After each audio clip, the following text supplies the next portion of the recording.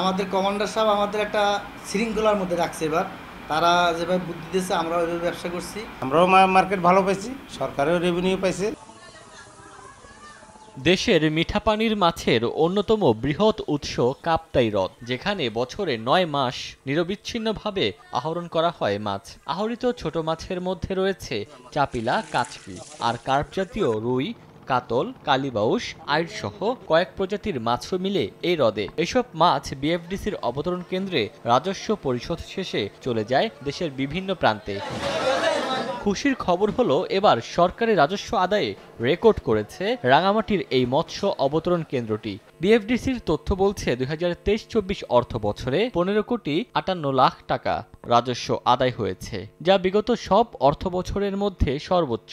এর আগে ২০১৯-২০ অর্থ বছরে রাজস্ব আদায় হয়েছিল ১৫,৩০,০০,০০০ টাকা। পরিকল্পনা মাফিক মৎস্য আহরণের কারণেই এমন সফলতা বলছেন মৎস্য ব্যবসায়ীরা। অনেক মাছ নদীতে এবং বিভিন্ন জায়গায় গাতানো হতো, এবার কিন্তু সেটা হয় না। আমাদের কমান্ডার সাহেব আমাদের একটা শৃঙ্খলার মধ্যে রাখছে। এবার তারা যেভাবে বুদ্ধি দিয়েছে আমরা ওইভাবে ব্যবসা করছি। আমরাও মার্কেট ভালো পাইছি, সরকারেও রেভিনিউ পাইছে, যার পরিবর্তে উভয় পক্ষে আমরা মোটামুটি একটা ভালো পজিশনে আছি।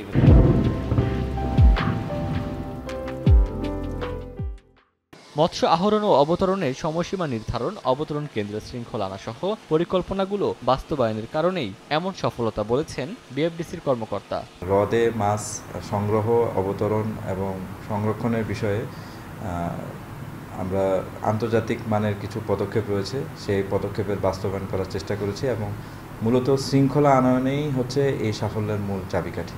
১৯৬২ সালে প্রমত্তা কর্ণফুলী নদীতে বাঁধ দিয়ে সৃষ্টি করা হয় ৭২৫ বর্গ কিলোমিটারের কাপ্তাই হ্রদ। এই জলাধারে মৎস্য শিকারের মাধ্যমে জীবিকা নির্বাহ করেন ২৭,০০০ জেলে। সময় সংবাদ, রাঙামাটি।